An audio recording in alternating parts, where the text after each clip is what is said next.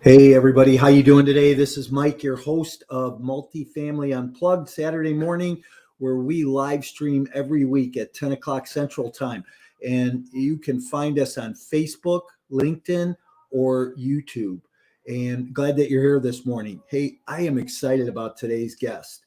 Let me tell you that we're going to talk about being an entrepreneur, what life is like being an entrepreneur. We're going to talk about e-commerce. And we're going to talk about real estate, the virtual world of real estate. And I really believe that we're going to tap some things here this morning that, people maybe are thinking about, but really haven't dove into yet. And we're going to see a lot of that start to happen in the coming years. So let me remind you, please, to make sure that you subscribe on YouTube to this broadcast, to our channel. That way you'll get notified when we go live and maybe just do a pop-up during the week. Follow us on Instagram, me personally, Mike Morawski, or My Core Intentions, Instagram, Twitter, wherever you get your social media fix. That's where you're going to find us most days during the week, bringing relevant content to the marketplace for you to learn and to grow with. So, take a minute, go do that. Go wake somebody up, grab a cup of coffee, come back, and you will find us. I'm going to go ahead and bring my guest in now. Neil, good morning. Good morning. Thanks for having me on, Mike. I guess before the show, you were saying that you are in the midst of a snowstorm in the land of the Ozarks. Yes, sir. Yeah, we're in the Ozark Mountains here in Missouri, and we're getting some pretty good snow today, which I think, as we jokingly mentioned earlier, I may be the only person right now who's excited about this. Many people don't like it, but we love to get some good snow out here and do some sledding and have some fun. I think you got 4 little girls that are excited. I do. Very excited. Yeah, it's about time for some sleds. Yeah, for sure. So, Neil, tell us a little bit about you, your background, how you got into e-commerce. Stage is yours. Yeah, well, I'll keep it pretty simple, and we can dive into some of those rabbit holes as we talk. But in simple terms, I got involved in online stuff when I was 16 because the internet was just in the infancy stages. And by the time I made it into college, I'd gone to school on a full ride music scholarship and realized I was going to die a poor man in that, and switched to business and computer science, which then someone turned me on to the realization, obviously, that the internet was coming on board. This was back in 95, 96, 97. And I was like, wow, I want to be involved in that somehow. I didn't even know exactly how. I did know that I wasn't going to find it at university. So I dropped out, went to the corporate world because that's where the money was being spent. That's where I could learn on the fly. Worked my way up through Sprint right as the mobile division was launching. Right, it was the first brick phone was coming online, which is kind of dating me. I'm not that old, but it was quite a journey to see some of these things hitting the airwaves, hitting the world that were completely new, and mobile phones were completely new. And it was fun to watch that go to market and be a part of it. And that got me into IBM. Still no degree. Spent about almost 5 years in IBM working in global services, traveling the world, building companies within companies, and got to get a bit of taste of what I call intrapreneurism. That is, at this point, I was global. I was doing Zoom style calls everywhere I went. I had a mobile phone and a laptop. And while I was doing that, I finally started some of my own business interactions on the side and was learning how to build that up, and had a game server company running out of Texas. We had thousands of people and on our systems, and they were doing basically communications like we're doing right now. Before it was more advanced, they were talking while playing video games. So your side hustle kind of came to fruition for you. Side hustle was moving along, and I really had a taste for that. And I knew at some point beyond IBM, there wasn't another step for me. So in 2007, when they came to me and said, "Hey, there's early retirement, or you can go to Argentina," I said, "Well, that's my break, so I'm out." Started my first series of companies, went into management consulting, got involved in that pretty heavily, turned around and made IBM a client later on, and helped them deliver a number of their projects, including the 2010 census. Got involved in online marketing for my business, doing affiliate and lead generation type of stuff to grow my business. Found I had a really good aptitude at it. And that led me to doing a lot of online marketing for other companies. Got some of the more successful ones were companies that were selling physical products, not just virtual things. And so the leads and stuff I was generating, I kind of dawned on me one day, maybe I should do that for myself. So I started to investigate branding and product branding for things that I wanted to create, physical products. And it led me to a conversation with a gentleman who was selling on Amazon. Now, it's initially I thought, okay, I've been around eBay. I know that whole thing to a degree. I don't really want to do that. And he said, no, you gotta hold up. This is something called fulfilled by Amazon. I was like, okay, now what does that mean? It means that Amazon handles your customer support. You give them your products. They ship it last mile to the customer. All you have to do is the marketing. And I thought, ding, okay, I'm in. Like, how do we do this? So around 2009 and 10 and into 11, I was investigating that and realized it was a big opportunity, and got full started in around 2011, 2012. And for 9 years now, that's where I've stayed, building multiple brands, selling companies, exiting and acquiring them, taught over 500 students how to do what we do successfully, went through a series of our own stores and realized there was a pattern and repetition of business building. Had been a business builder, met my partner through this relationship, and he was also a builder of businesses. And we said, look, this is a way to build a business in a virtual format of taking over virtual real estate on Amazon, getting our physical products in there and watching people buy them like crazy. And Amazon has evolved a lot, as you all probably know, and maybe click add to cart 2 or 3 times a week. On Amazon. What you don't know is what kind of system and infrastructure and juggernaut that's actually created. And maybe we can unpack some of that here today. Hey, I have to tell you, Amazon, my neighbor downstairs, I live in a 3-unit building and I live in a second floor condo, and my neighbor downstairs, every day the Prime truck pulls up in front. At least. This is not an Amazon commercial by any means. No, not at all. Every day. She must just sit at the computer and just buy stuff. I mean, it depends upon like my wife fits the demographic of Amazon's major buying, which is women 27 plus. They do about 80% of all the buying online. So we have 3 to 4 packages a week that show up at my house. And I know that's the major demographic of buying. The other thing is, I looked at it once upon a time and I said, okay, Amazon's this giant corporation. I've been involved in giant corporations. Why would I kind of want to get involved in them again? And as I did my due diligence, I realized that at that point, about 40% of the selling on Amazon was actually done by third-party people. It was done by small mom and pop, small businesses. The platform was being designed to allow a marketplace for individuals to sell their things, or even businesses to sell their products. And I thought, okay, that's kind of fascinating. Yeah. Fast forward, it's now like 70+% of the products sold on the .com are sold by third-party sellers. Amazon is actually a minority seller on its platform. So most of Amazon.com's products are sold by third-party small businesses and individuals. Wow. So that's where I really enjoy the marketplace. Now, I don't necessarily appreciate all the things about the corporate person entity. We'll get into that if we don't. Actually, let's not get into that at all. The whole point is it's a mechanism. It's a mechanism that allows me to put my product in front of a consumer who's using the trust of Amazon to buy that product in 30 seconds or less. And because of that, I found a resource of both traffic and leads and buyers that I can tap into anytime literally I want, and can do that in repeated fashion in as many different ways as I want, which is fulfilling that ADHD entrepreneurial brain of mine. To constantly keep creating and doing things inside that ecosystem that are relatively new all the time. So speaking of that, so right now, you said you've built a number of stores, online stores, sold them. You do it for other people. You teach people how to do that. Right now, what's hot?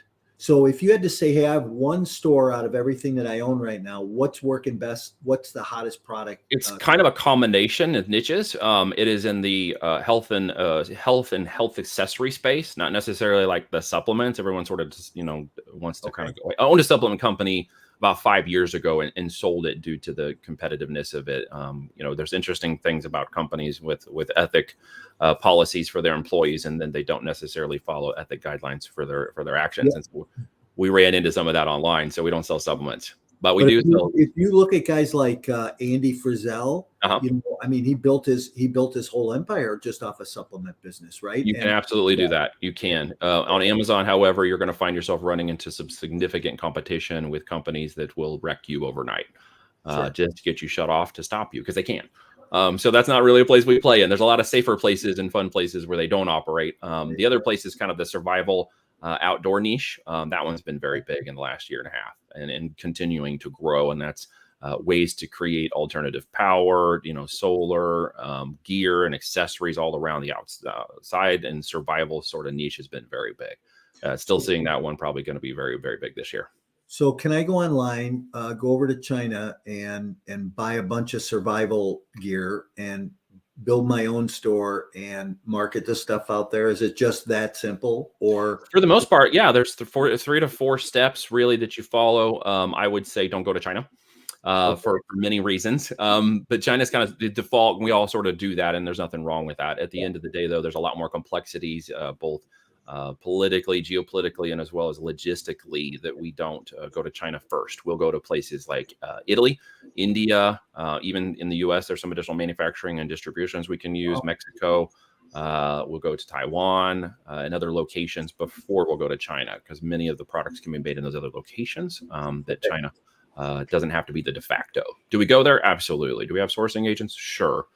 We go there, but it's one of the more complicated places we don't necessarily go from. But to your point, yes, but it's you're going to less. find a product that you're going to brand. We do what's called private label. We are not flipping products for profit. We're not arbitraging or retail arbitraging. If you caught that a minute ago, we're business builders. So Yep. the product, the IP, the intellectual property, the value of the business and the brand is all part of that building with the end in mind. We're going to build these businesses. We're going to cash flow them profitably, and then we're going to exit them in 24 months. So we're building an asset, right? We're not just flipping products for profit, which means we're serving our customers. Having a servant leadership for your customers is one of the number one things that we make sure people understand about what we've done differently that others don't do. Talk about that for a minute. Yeah. So let's stay on that. Yeah. That right now for a minute. Servant leadership, because I think you and I come from that same space, right? It's Absolutely. a hard thing, and how do we provide for somebody else? Yes. Go ahead. I got a couple things to say, but go ahead. Yeah, for sure. Well, I mean, at the end of the day, it means thinking beyond yourself and looking for things, solutions, and opportunities to help provide for others that may need something that you don't. They may be very passionate about this thing, this item, this service, this product, this whatever. It doesn't mean I necessarily have to be as passionate about it as they are. But if I can provide that value to them and they can receive value from it and they can feel good about it, emotionally connected, a physical thing, a solution that supports them, their family, something they're doing, a gift for a friend, something that creates happiness and joy in their lives, then that's what I want to do. And so while we, in transparency, started our initial tests in just flipping products for profit to kind of see how the system worked, we quickly moved into branding, which was creating a brand and an emotional connection with our product and our brand for the person that was buying it. So in essence, they would buy more. The keys to the true kingdom of 7 and 8 figure sales on any business model is to get your customers to come back to you 2, 3, 4 times. It's not the first time I get somebody involved in my business. It's that I get them involved 2, 3, 4, 5 times beyond that. That's the true key. And how do you do that? You actually serve that person. You serve their needs first. You deliver it to them first, and you keep delivering to them, and they will become loyal and emotionally attached to your brand. And with the trust similarity that is on Amazon and the familiarity of products that are on Amazon, I can use Amazon to leverage that trust relationship to that customer until they gain a trust relationship with me. And the moment they gain that trust relationship with me by Amazon's ecosystem, they will then start to identify my products and brand, and they will gain that trust relationship. I have to be creating quality products. That's also the key. Very, very high-end products. And is that all go to branding? And here's what I mean. Amazon. Yeah. Amazon has been Amazon for 20 some years now. Sure. The swoosh. Everybody knows what the swoosh is, right? Yeah. But then you take a company like Facebook, who just changed their name to Meta. Yep. I mean, does that like screw up the brand? Very much so, in my opinion. Yeah, I would think so too. So yeah, that's an interesting thought. Here's what I want to say right now, though. You and I, we had our first conversation, a number of weeks ago, and said, well, I'm in the e-commerce space. What do we really have to talk about? Let me just tell you that a couple things you just said, we have a lot to talk about now. Yes, we do. There's a lot to unpack and all that. I think that, you can take it whichever direction you'd like to go. I'll let you. Yeah. You So one of the things I want to just circle back to, make a comment on servant leadership. Okay. I read a book a long time ago called How to Win Friends and Influence People by Dale Carnegie. Probably one of the best business books, mindset books, biographies I've ever read in my life. Kind of a combination of everything in there. And if you haven't read it and you're my son and you haven't read it, go pick it up right now, because this is about being a servant leader and not being so self-oriented, right?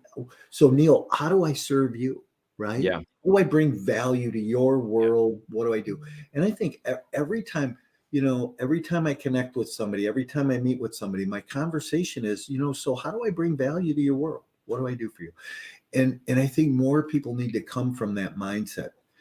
Now, with that said, I think a lot of people say it just to say it because it's kind of a buzzword today, right? And it's kind of a buzz phrase today, but I think it's a heart thing. Where's your heart It at? is. It's how do you define genuine and authentication of a person and their, how authentic are they? And it is probably the repeat conversations you have with them, not necessarily the first one, or the repeated time that you watch them consume their content, find out who they are, find out who they're networking with, Yeah. find out the relationships to those people and dig into that. And you find out very quickly who kind of rises to the top of that conversation and who you can see through really quickly, who's just saying it to say it and who actually means it. And that takes a little time and due diligence, which I think at times people aren't always willing to do. And I always encourage anybody who's looking at me or my business to do the diligence. And you'll find very quickly, I've spent a lot of time working on my reputation. I know how fast you can lose it. And I'm very transparent about who I am, the struggles that I've had in my personal life and my professional life. I don't hold back on any of that. I think that there's a fear that people won't like you. They want to do business with you. If you're that transparent, whether it's, about your life, about having troubles in your marriage, about anything that you might have issues with. We can't all be perfect. And I think it's very easy for those who look that way and appear that way to eventually find you can poke holes in that later on. And you can poke holes pretty fast. Let's be real. Everybody, you know what, somewhere along the line, arm's length or personally, intimately involved, there's drug addiction, alcohol addiction, sex addiction, there's loss, there's failure, there's Absolutely prison, there's divorce. You know what? It's a broken world. It's a challenging world. So how do we mitigate that? And I think you said that. Two things that I want to talk about. I want to circle back to this real estate e-commerce, virtual e-commerce on real estate. But my big question is, okay, so I'm sort of in your business. I mean, I have products that I have online on my website. I have home study courses. I have 3-day courses that people can go and buy and engage in. And there's video content and written content and books. And I'm kind of in your business. And, how do you get people to come to your store? How do you market that? How do you get people to pull out their credit card and spend $9, $15, $97, $100, $200, $300 for a 3-day event? How do you do that? Yeah. How do you get them to like, love, and trust you? Yep. So there's a couple of different ways, and there's 2 different approaches to that answer. There's one that has to do with the business that we do in the consulting world and the joint ventures and the coaching, how to attract those people. And then there's obviously the e-commerce side of that equation, which is if those people get involved or we do e-commerce ourselves, how do we get people to buy our products through our brand and feel trustworthy in doing that? In the affiliate world, previously in the lead generation world, there was a curated pattern of getting somebody to get an interest in you, buy the first product, buy the second product, buy the third, and through an engagement funnel or through an engagement process, that would occur. It takes a little bit longer to set up, a little bit longer lead time, and a little bit longer time to curate the trust and relationship that's built, the know, like, and trust relationship built through that process. When I got involved in the physical space, let's talk about that in the physical product space and branding. One of the things I realized about this ecosystem that is Amazon was that they had already built that know, like, and trust relationship. They had already split test this significant customer funnel process. They had already understood the know, like, and trust relationship of the customer experience and had even been tracking metrics to determine how fast they could get someone to buy a product in 30 seconds or less. And at what point they would buy it and what was their main driving force. So they did all of that. And when I started to recognize that was occurring, I started to recognize the power of that system in relevance to other challenges I had found while getting people to buy the products. They were solving those very fast and with a lot more money. So Amazon's familiarity and its trust system means that I can take a brand that no one's ever heard of. I can put it in the marketplace And because of the way I've already done my research, I know there are people buying other people's products in that system. I know how many they're estimated to be buying. I know at which level they're buying and what quality and price points they're buying. And I know that I can create a brand that can compete with them, because you've never heard of the first three, and I can become the fourth one. And the fourth one on top of that pile can lead the rest of them and become the dominant brand. And It's once I understand, disruption, right? it's You're disruption, disrupting. it's a unique selling position, it's coming in with a higher value. A lot of people that look at the Amazon system or have done YouTube or research this stuff and listen to the gurus out there will find very quickly they're operating in Amazon, what I call Amazon's mosh pit. That is products that are $30 or less in price point, where everybody's fighting over each other. It's a giant sweaty pit of battle of stuff raging around inside this system. And so they automatically think that's how every consumer purchases on Amazon, and they don't want to get involved because they don't want to sell low profit. They don't want to be a charity business that just provides to Amazon. And I get all of that. And it's typically the wrong type of model. We go and make sure by the numbers that the profitability of the product is known before it's launched. And we're launching a higher affinity brand that's requesting a higher price point, $50, $100, $200 for those products. We're elevating above that mosh pit so that we can make sure it's profitable. We can outmarket those people, and that our net margins receive a minimum amount of profit of at least $10 to $12 per unit in our pocket for every unit sold. So I know that I can compete, I can dominate, I can scale, but I'm also making money on every unit, or I don't launch that product. And so we treat this different, we treat this avatar very differently. There's actually 3 of them in Amazon, and most people who start to sell, and quite honestly, about 70% of the sellers who start this in 6 months fail. They fail because they don't know these metrics. They aren't thinking about it as a business. They don't know their numbers, and they don't understand how to compete properly in the market. And so they end up marrying their products in 2 to 3 months. They overextend themselves, and by the time they get down to it, $1.50 in profit per unit isn't going to do anything when you get down to doing your taxes. And they run out of money, and it's very painful. We learned that lesson early on and realized we had to elevate the brands. We had to elevate it to get to profitability and really take on this ecosystem of $630 million a day in sales. Okay. Of which we know 70% of that is coming to the third-party sellers. So we knew intent was there. We knew the buyers were there. We know the money is there. We put products in front of it because it's already there. It's a 7-lane highway of product and traffic buying. That answers some of the questions about how do I know people are going to buy? How do I get in front of those people? Well, they're already on Amazon. They're coming by every day buying somebody else's stuff. Why not mine? And so we understood that those people were there buying other products. So is there a difference though between a physical product, you're going to buy a pen from you, right? Or a service product? Absolutely. Okay. So, cause does Amazon, does Amazon help you as a service product provider market and sell that product? It does, but not maybe in the way you think. They have a system inside where if you're a service, like by definition, a service provider providing some kind of service to an end consumer, whether you're educational. And let's talk educational books, tapes, audio, video. You can absolutely sell those in the physical form on Amazon. You can even create a digital document manuscript and upload it to their Kindle Publishing KDP platform. And every unit that's sold, they'll print that unit and send the physical book to the customer for you. You upload a digital doc, somebody buys it, it's printed, it goes to the customer. It's very powerful. Okay? Got it. Do that with my book exit plan. You could absolutely have the digital original version of it put into Amazon, listed up and ready to go. When somebody buys it, they print it and ship it without you having to deal with that component. It's very powerful. Okay. In the digital space of coaching and other things, if you have a book, it can lead to the purchase, which could lead you to getting in front of the customer for those services. But Amazon doesn't really give you a mechanism for that. If you're a service provider who is doing, installations of faucets, if you're an electrician, if you're doing things for the home or whatnot, they have a service that you can now register where someone buys a faucet. The next thing they get is a pop-up that says, hey, would you like someone to install that for you? Then they can say, yes, I'd like that. And what it does is it shows them the local service providers that are registered with Amazon, and they can pick one of those service providers, pay for it through Amazon, and then the order number goes to the end business, who then basically calls the customer, and when they schedule a time to meet up, when the faucet arrives, the technician arrives to install the faucet.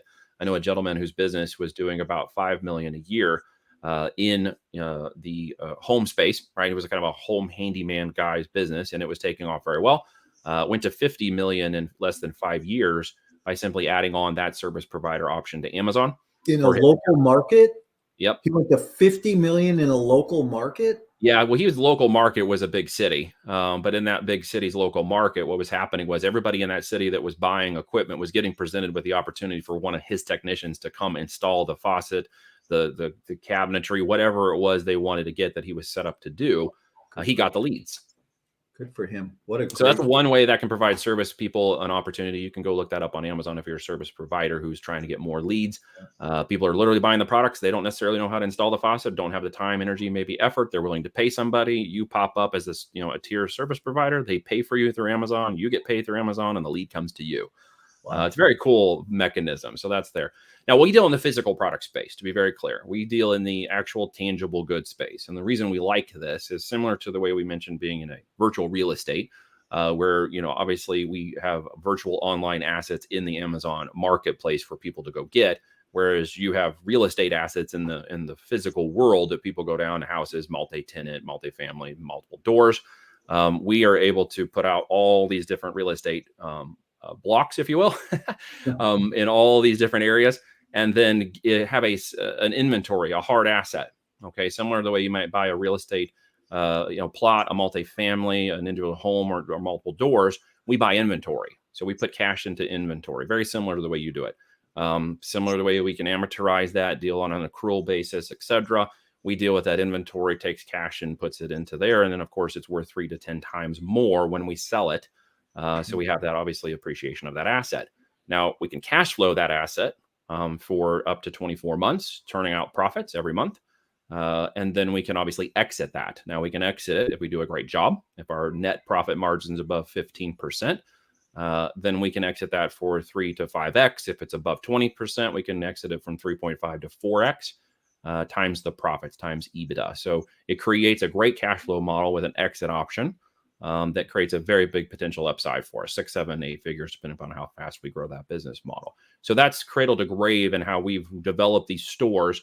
Amazon's traffic provides the customers and the delivery of the product. We have no infrastructure, no employees, no warehouses, none of that. And the economies of scale are unlimited.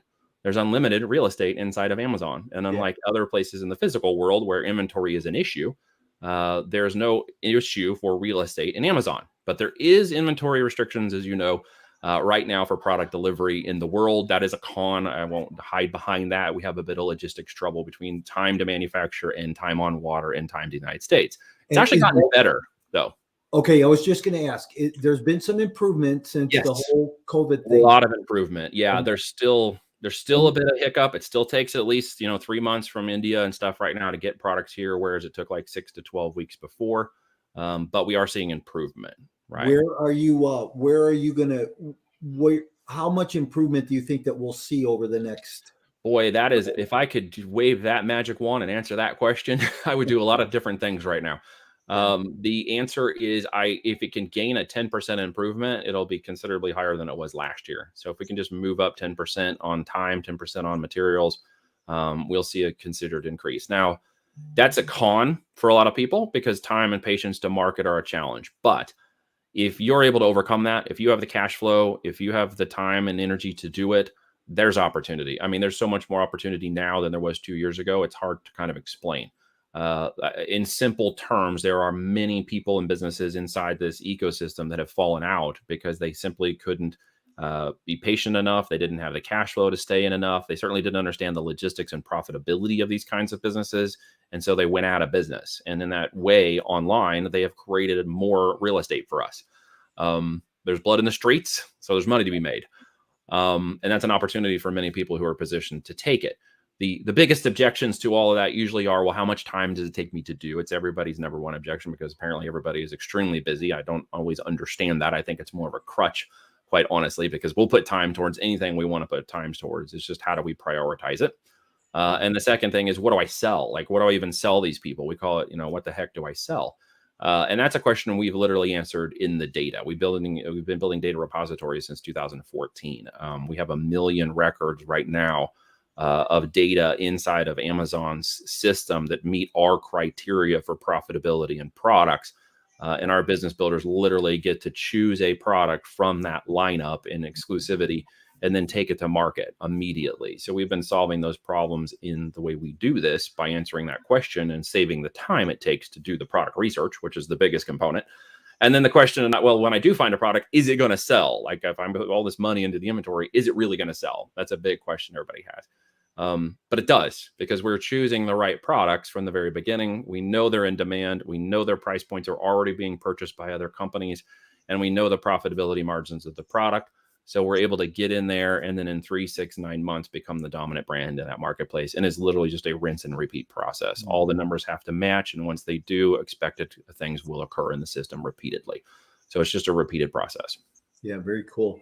Hey, I like what you said about tracking the data, and having the data, because Absolutely. I think your business, my business, any business, and I've worked this recently with a bunch of my coaching clients, as I've said, Mhm. you've got to know your numbers. You have Mhm. to know, because the Yep. math never lies, right? That's And right. if we live in a space or in a world that it's math over emotion, as a business owner, you tend to make a little bit better choices and Correct. decisions moving forward.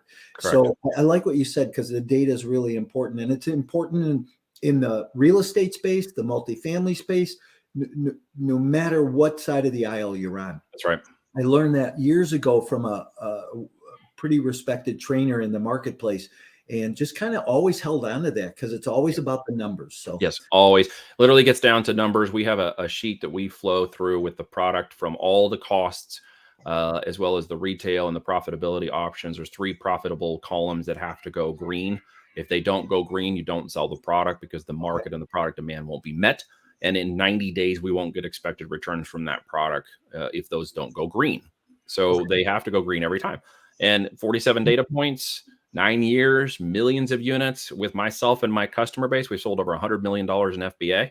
When those numbers go green, you sell that product. You find the expected returns of the product, the sales velocity of the product in the market. You tweak and rinse and repeat and optimize.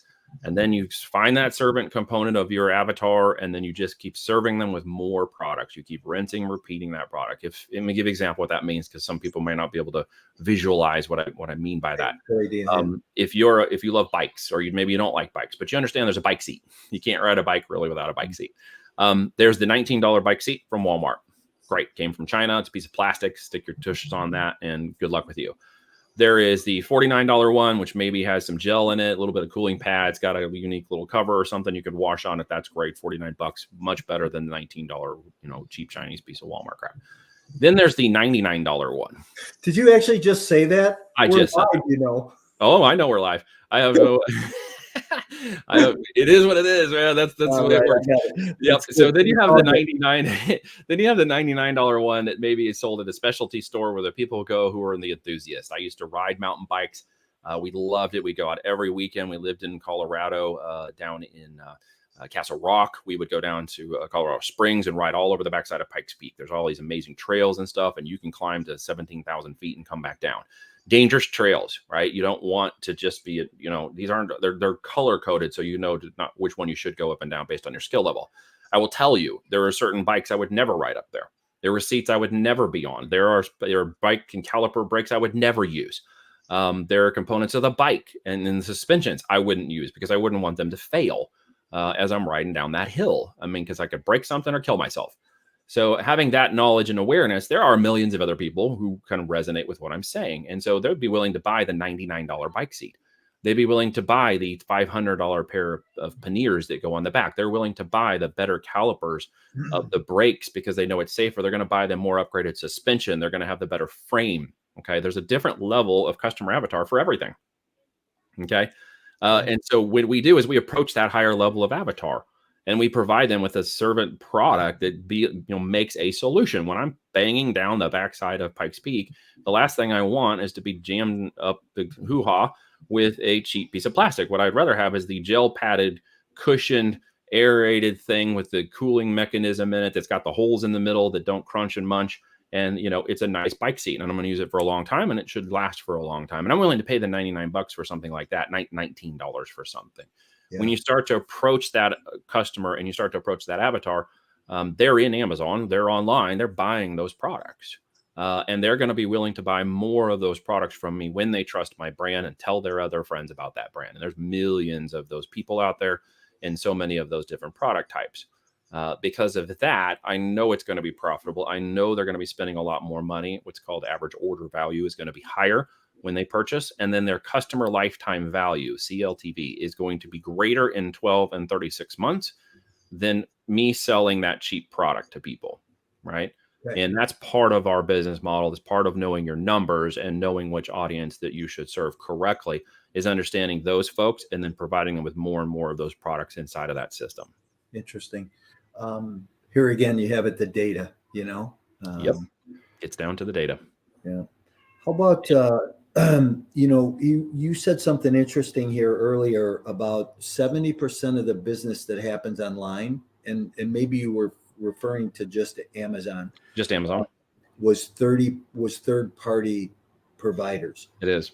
Do you, as a company, do you have a warehouse? Do you have an office? Do you stock product, or is everything that you do and the stores you build all through third party providers? It's all through third party providers. So we have what's called third party logistics companies in the United States, 3PLs.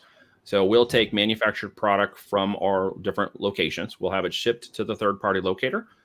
They will either make changes based on our criteria and branding if we need a bundle or we need certain configurations or certain boxings and quality control and stuff done. Then they will ship that product to Amazon's warehouse for delivery through that FBA fulfilled by Amazon channel. So Amazon's warehouse will pick and pack that product and ship it to the customer at time of purchase. So I have no warehouse, I have no employees, and I have none of that infrastructure. Now, once upon a time I did. I can tell you the differences between the two. Once upon a time I had 20,000 square foot of warehouse space and 12 employees. And we were moving about 10 truck rolls a week of equipment and materials into the warehouses. And that is not the way to do it. Yeah. That is not the way to do it. And that's the way a lot of people think it should be done, or they think that was the model. Once upon a time, that was the model. And it was the model that would allow you to sell certain things more profitably. At that model, though, we're not hitting any more than a regular manufacturing location in terms of profit. We were about 7% net profit. Take this model with the more unlimited economies of scale and the infrastructure that now have been created in just the last 10 years that wasn't there before. And that new infrastructure and supply chain has allowed us to basically work from our home offices, work anywhere in the world we want to, go to the beach for a month and have no problems with product or delivery. And we work from a laptop, creates a lifestyle by design for us. And because of that, we can create these enormous scales of thousands to tens of thousands of products without ever touching a single unit of it. And it literally makes it so logistics, supply chain, and marketing are really the biggest components of understanding how to make this model grow. Yeah. Nice. Interesting. Well, listen, this has been a wealth of information this morning, a little off of our normal path. Yeah. But I think it's been great. And here's what I want the listeners to really key in on is the comparison about being an entrepreneur, whether you're in the real estate business, whether you're in the e-commerce business, whether you're building a store online or physically, I think that the concepts of being an entrepreneur, especially in today's environment, run the same. I have a friend who's a builder, and he's got a great model. He buys these ranch style bungalows, pulls the tops off of them, puts a second story on them, and he sells them for 3 times what he bought them for. I was with him one day, and here's what he said to me. He goes, the lumber on this house cost me $16,000. But this house, it cost me $38,000. Same square footage, same material list. He goes, the pricing has changed like that. And that's all based on this pandemic. And I think people need to watch out for those things, right? As Absolutely. an entrepreneur, we have to look at markets. We have to look at businesses and the math. So I go back to the principles are the same. Yes. Math and data. The truth is in the math and data, no matter what you're doing. Look at your numbers, watch your numbers. And I really like what you were saying here at the end about building your client avatar, Very much so. Who will you serve? And what I equate that to on the multifamily side is you have to build your property avatar. What do you want as a real estate investor? What does that property look like as a multifamily investor? Number of bedrooms, amount you're going to pay for it, price or a product class, market class, what type of what year was it built? So all those things, build your avatar, right? So you know when it shows up, this is what I like. I mean, I get 100 deals across my desk a week, and I fin through them and I go, wrong market, up, built in 1968. I'm not looking at it. So, it goes back to that avatar. So Particularly, and then you obviously know which level of doors you should actually be investing in that have the biggest rate of return. On our side, it's looking at what was a 40-foot container of material, similar to the way the material build for your friend was a minute ago. Ours was the material build at the manufacturer and the shipping and delivery. It was $8,000 per 40-foot container last year. It's $16,000 this year. Now, while that's starting to come down, certain business models that did not properly align their numbers and know them correctly aren't going to be able to deliver their products. They're going to fall out of the market, and again, that's what creates opportunity at whichever level you're at. Obviously, it can't be sustainable for the long term, and it certainly can't go to 32,000 next year, or we'll all have a heck of a lot of problems, no matter what industry we're in, because then stuff at Walmart and shoes and stuff at Target and other places doesn't show up. It simply won't be on the shelves, and that's a bigger problem.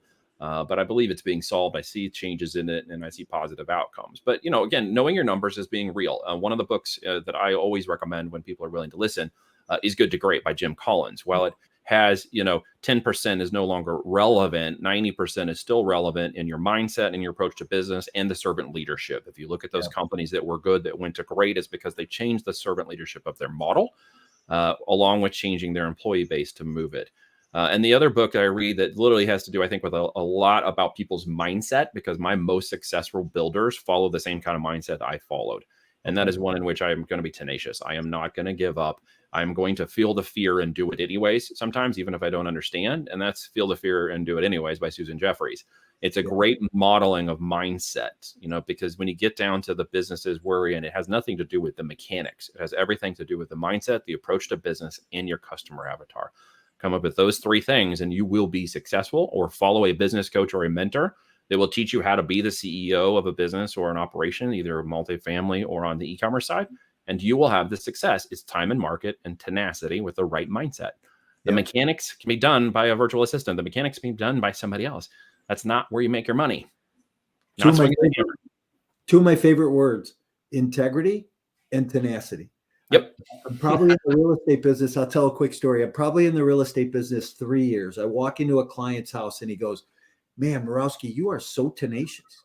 And I'm like, and so very graciously, I go, "Hey, thanks. I appreciate it." Hoping he's saying something nice to me because I have no idea what the word means.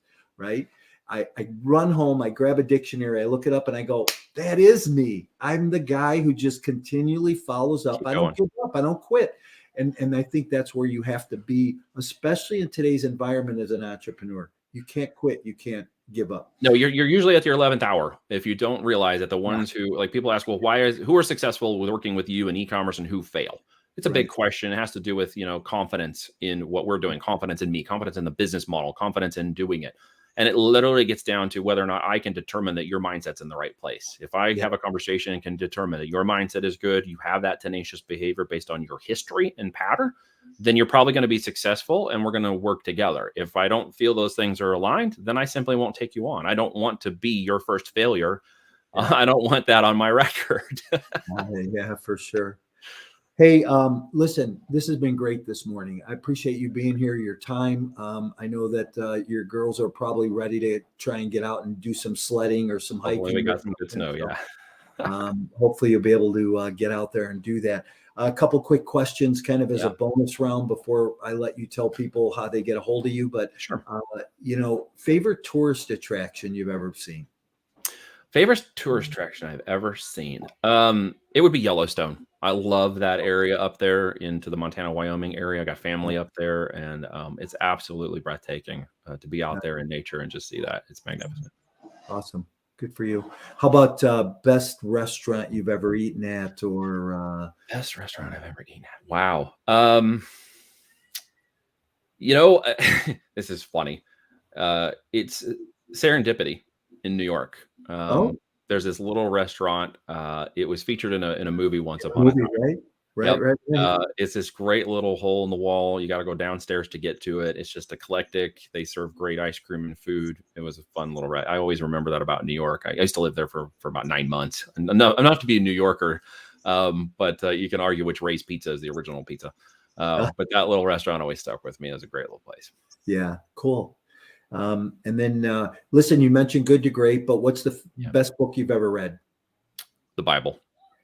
I knew you were going to go there, and I almost said other than the Bible, but I will not apologize. No, I mean, in terms of life understandings and beyond, without getting preachy for a second, just to explain myself, it is one that has allowed me to be tenacious, have a faith beyond, go and continue to go in faith when even I didn't understand where my walk was. That was a big component for me. Yeah, there are secondary books, but honestly, if I want strength, if I want a profound insight, if I want to feel a closer connection to something bigger than me, it's the Bible. Yeah, nice. I love my job because I get to talk about Jesus every day, and there we go today. So appreciate that. Wonderful. Hey, tell people how they get a hold of you and the best way to reach out to you. Yeah, very simple. You can go to voltagedm.com, voltagedm.com. You can also just Google my name. Last name is Twa. It's not an acronym, not an MBA, not an accolade. You will find me in what was originally Twa Airlines. And there's my LinkedIn and Facebook, etc. I encourage you to go to Voltage because there's a free video, a free training. They will teach you the 5 insights into the e-commerce business model. I did it with my partner, Kevin Harrington, who's part of our portfolio's acquisition division. We talk about how we grow, scale, and exit these. And then there's an opportunity to just have a free conversation with me, the no pressure discovery, have a chat, find out if we're in good goals and objectives match up. If you're interested in being a CEO of a business model like this and looking at the opportunities to expand cash into physical inventory and build a virtual real estate. Yeah, for sure. Awesome. Hey, will you hang out with me behind stage for a minute? Thank you, sir. Appreciate it. I'm going to move you out and say goodbye. So, hey, everybody, that was our show for today. A little different, a little offbeat, right? Normally we talk about multifamily and real estate and how to get into that business and the metrics and fundamentals around that. But today we really talked about being an entrepreneur. And I would just want to circle back for a minute. Know your numbers. Know your avatar of your property, your investor, the people that are around you and that you need to have in your life. Understand the principles in your business. And, when we talk about things like property traps and just buying property based on population growth and job growth and household income, how's that work in your favor or work against you? So, just take those concepts into consideration as you start to think through this. I'd go back and listen to this a couple of times. I think there's just a wealth of information and knowledge in here. And I'm grateful to Neil for spending the time with me this morning because I learned a lot. And I think when you're a business owner, an entrepreneur, and you're trying to build something for the future or build something in today, that, these concepts never get old. They fluid and you learn from them.